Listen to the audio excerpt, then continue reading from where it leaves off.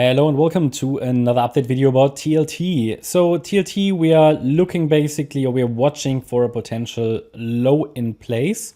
We have zoomed out here to the daily time frame and you can see the price action of this March 2020 high. You can see that we've got basically 5 waves down complete or nearly complete. So technically this is the time where we really need to be watching for a potential reversal. If that reversal comes, I see it as a potential corrective structure.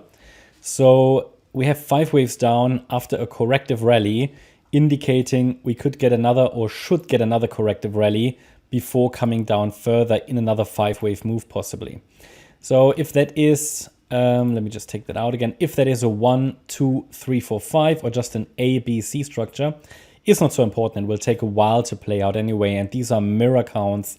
They will basically move together. So just want to give you the right perspective to understand that basically we are overall looking at the daily chart, the weekly, the 4-day, we're basically very, very close to a low. The white box here is basically long-term structural support. A move below nearly $80 would send us to all-time lows. So there's a good chance, because it's got 5 waves down, that it will reverse from here. I made videos already a couple of times about TLT. And we've been highlighting that we're very close to a potential low. So now let's take a look at the shorter time frame. By the way, this rally could take us into the region around $122 to $153, just as a guide path, yeah, just as an orientation. Now let's go to the 4-hour chart. In the last video, I highlighted that we're basically watching for a reversal signal. However, I need to see a break above $89.50 to really believe that we've bottomed or to get a real signal.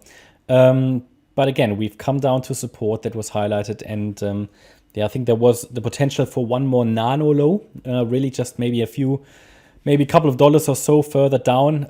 But then that would have been the last wave. Maybe we have already bottomed. So let's zoom into the 1-hour chart. So here you can see that in this last wave down, which started actually December last year, we had a 1, a 2, a 3, a 4, and basically wave 5. So technically, even on the smaller time frame, everything done that we needed to do. Now let's zoom in further. And here we can see that based on the last update, I can't remember what the what the exact wording was I used, but we said it looks like a triangle, so it could still give us one more wave down. But obviously, it's just sort of, if you look at the context where we come from, maybe one more low, maybe not one more low, maybe it's already in. So what we need to do now is to understand, okay, do we have 5 waves up?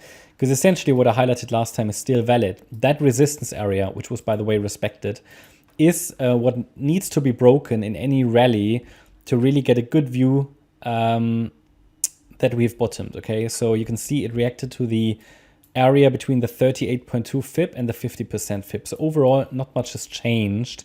However, I think what we have to do, we have to start to watch for a potential micro count on the bullish side now, because you can see how relevant that support area down was. The price reacted to it. And I would say it could be that a low is already in with that reaction. So let's take a look at that. Again, this is only at the moment temporary until we have a decent 5-wave move to the upside in place, followed by a 3-wave pullback, which will be the real bottoming signal, okay? Now, obviously, that would just be confirmation. You don't need to wait for confirmation to make a trade, for example.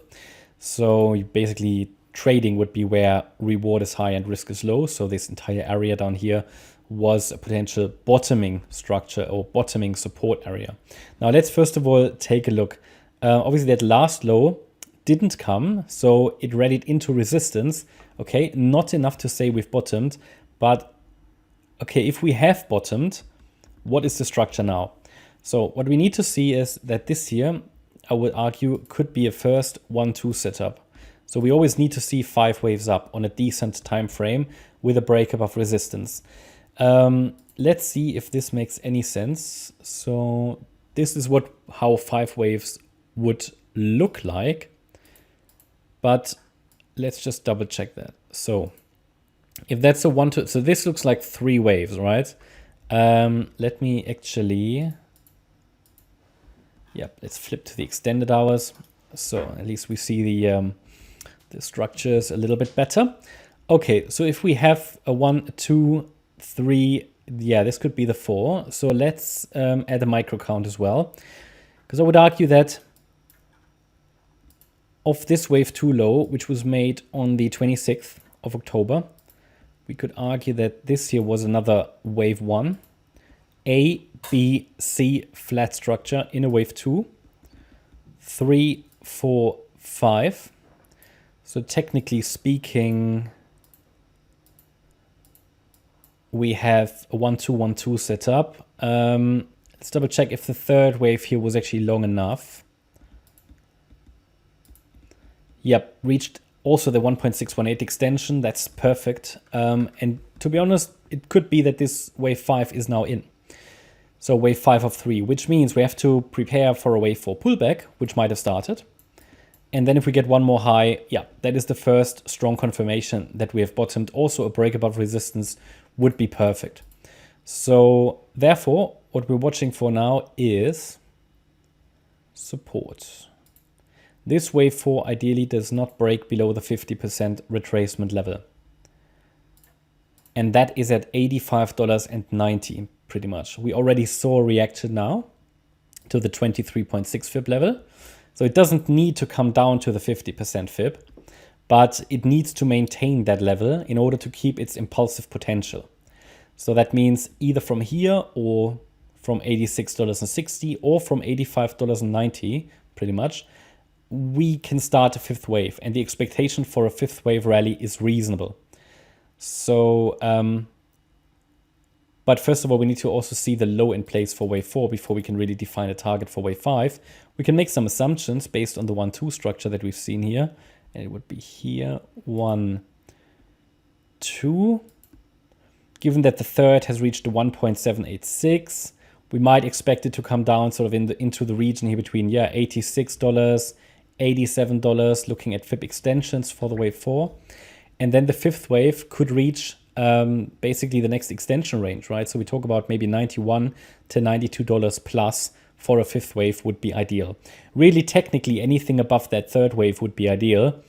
But, you know, we ideally want to get to the next extension range, like the 2.382, 2.618 extension levels. But the key is that this is now a level that needs to hold for a fifth wave. As soon as we have those 5 waves up, it would count again as a larger degree wave 1, and we would be looking for the wave 2 pullback, which would most likely be an ABC structure. That's my update about TLT. I hope you liked the update. If you did, please hit the like button, leave a comment and subscribe. If you're interested in daily updates about the S&P 500 and regular updates about stocks, then check out our stocks and S&P 500 service. You can find a link in the video description. Thanks a lot for watching. Bye-bye.